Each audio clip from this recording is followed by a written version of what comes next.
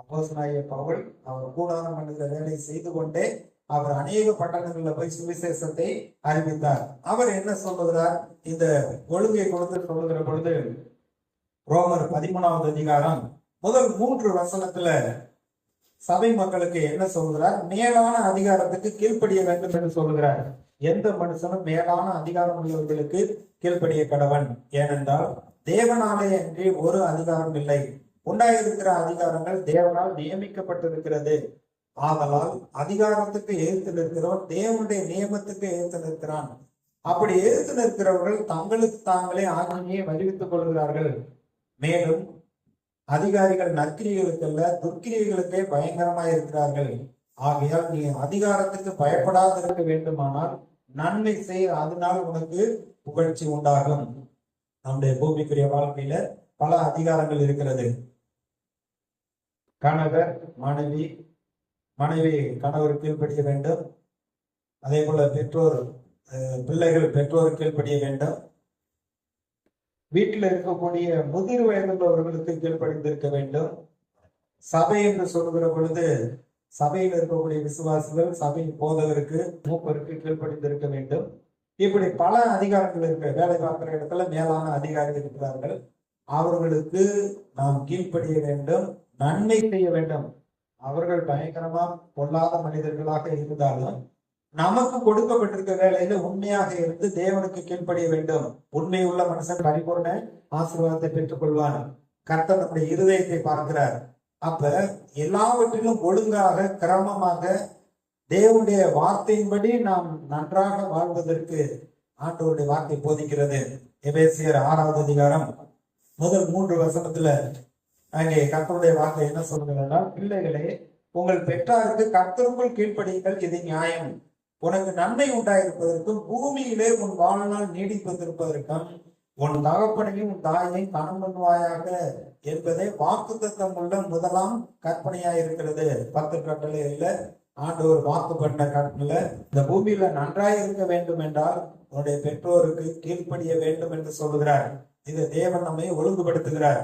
லேவியராகமம் 19வது அதிகாரம் 32வது வசனத்துல என்ன சொல்லப்பட்டிருப்பார்கள்? லேவியராகமம் 19வது அதிகாரம் 32வது வசனம். நரைகிறவனுக்கு முன்பாக எழுந்து முதிர் வயது உள்ளவன் முகத்தை கனம் பண்ணி உன் தேவனுக்கு பயப்படுவாயாக, நான் கர்த்தர். என்ன சொல்றது? வயதானவர்களுக்கு முன்பாக எழுந்து நின்று அவருடைய முகத்தை பார்த்து அவர்களுக்கு கனம் பண்ண வேண்டும்.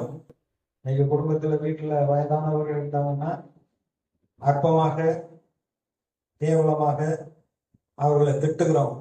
ஆனா முதிர் வயதுள்ளவர்களுக்கு அவர்கள் கொடுக்க வேண்டிய கன மரியாதை செலுத்த வேண்டும். பெற்றோருக்கு செலுத்த வேண்டிய கன மரியாதை செலுத்த வேண்டும். அதிகாரிகளுக்கு நாம் செலுத்த வேண்டிய கன மரியாதை செலுத்த வேண்டும். தேவன் இவை எல்லாவற்றையும் அவர் பார்த்து கொண்டிருக்கிறார். பார்த்து இந்த பூமியில நன்றாக வாழ வேண்டும் என்றால் இந்த கர்த்தருடைய வார்த்தை என்ன சொல்லுகிறதோ அதை கேட்டு அதன்படி எல்லாருக்கும் கொடுக்க வேண்டிய கன மரியாதை கொடுக்க வேண்டும். பேதுரு சொல்லுகிற பொழுது அவர் எல்லா அதிகாரிகளுக்கும் கீழ்ப்படிய வேண்டும் என்று பேதுரு அப்படிதான் சொல்லுகிறார்.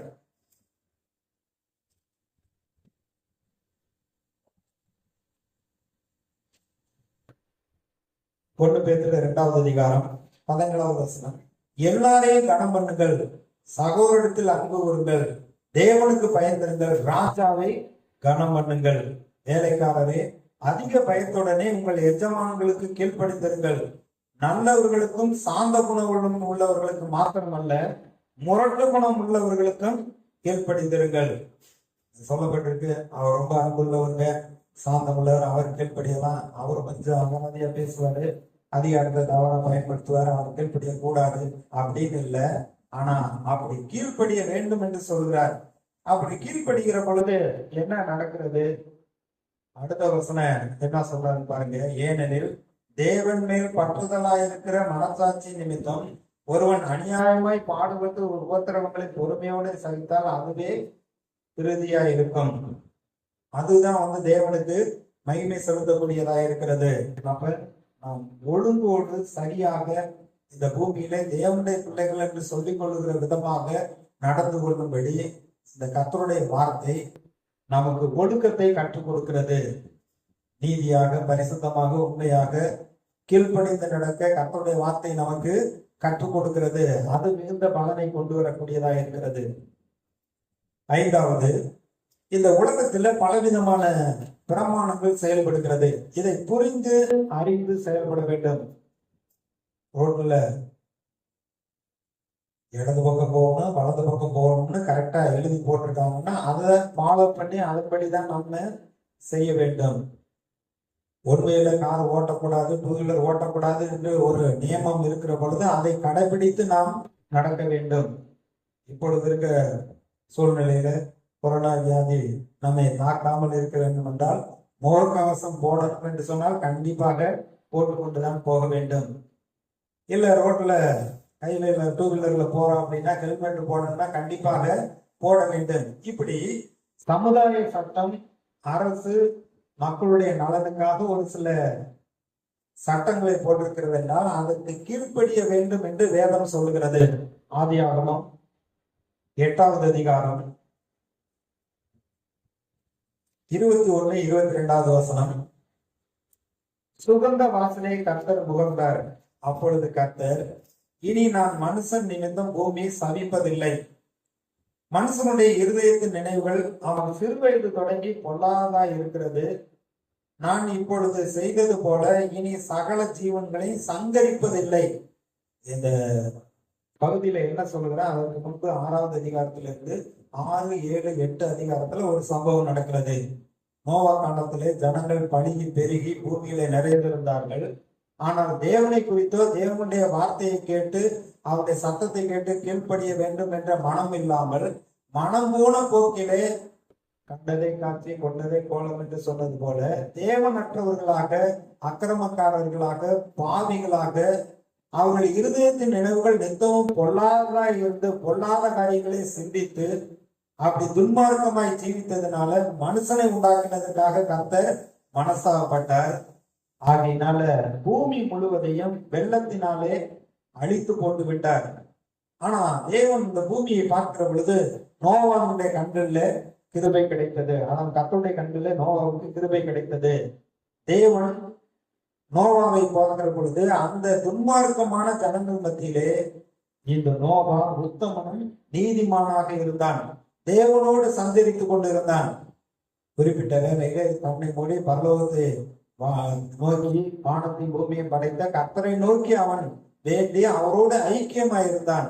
ஆகையினால கர்த்தர் பார்த்தாரு, அவனையும் அவனுடைய குடும்பத்தையும் காப்பாற்றும்படியாக ஒரு பேரையை ஆயத்தம் பண்ண சொன்னார். வரப்போகிற மழையினால வெள்ளத்தினால பூமியில் இருக்கக்கூடிய சுவாசம் உள்ள எல்லாவற்றையும் அழிக்கும்படி தேவன் தீர்மானித்தார்.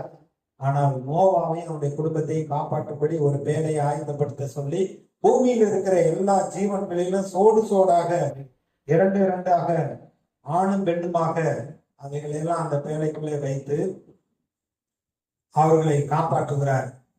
40 நாள் மழை பெய்தது. நோவா நீதியை பிரசங்கித்தார். யாரும் கேட்க மனதில்லை.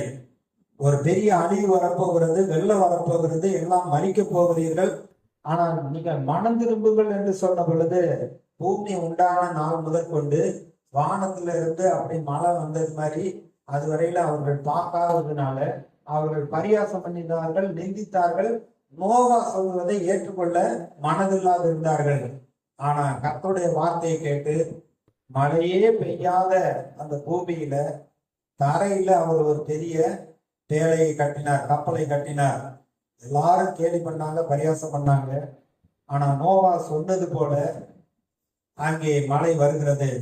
நோவாவையும் அவருடைய குடும்பத்தையும் பேழைக்குள் அனுப்பிவிட்டு கர்த்தர் தான் அந்த பேழையின் கதவை அடைத்தார் என்று சொல்லப்பட்டிருக்கிறது. 1 நாள் மழை பெய்தது, 2 நாள் மழை பெய்தது, 3 நாள் மழை பெய்தது. மக்களுக்கு ரொம்ப சந்தோஷம். நோவா சொன்னது மாதிரியே வானத்திலிருந்து மழை பெய்கிறது என்று சந்தோஷப்பட்டார்கள். அடுத்தடுத்து மழை வருகிற பொழுது 40 நாள் மழை பெய்கிற பொழுது பூமி முழுவதும் அடிக்கப்பட்டு உள்ளது. உயர்ந்த மலைகளுக்கு மேலே 15 முழத்திற்கு தண்ணீர் பிரவாகித்தது. சுவாசம் உள்ள ஒரு ஜீவனும் உயிரோடு இல்லை, எல்லாம் மரித்து போய்விட்டது. இப்போ நோவாவை கர்த்தர் நினைத்தருகிறார். ஜலம் கொஞ்சம் கொஞ்சமாக வடிகிறது. அதற்கு பின்பு நோவா வேலையை திறந்து பூமியிலே வந்து பார்க்கிறார். முழுவதும் அங்கே அழிக்கப்பட்ட சூழ்நிலையில் இருக்கிறது. இப்பொழுது கர்த்தர் நம்மை காப்பாற்றி இருக்கிறாரே என்று சொல்லி அவன் வேலையில வைத்திருந்த அந்த மிருகங்களை எடுத்துட்டு வந்து பறவைகளையும் அங்க கர்த்தருக்கு பலி செலுத்த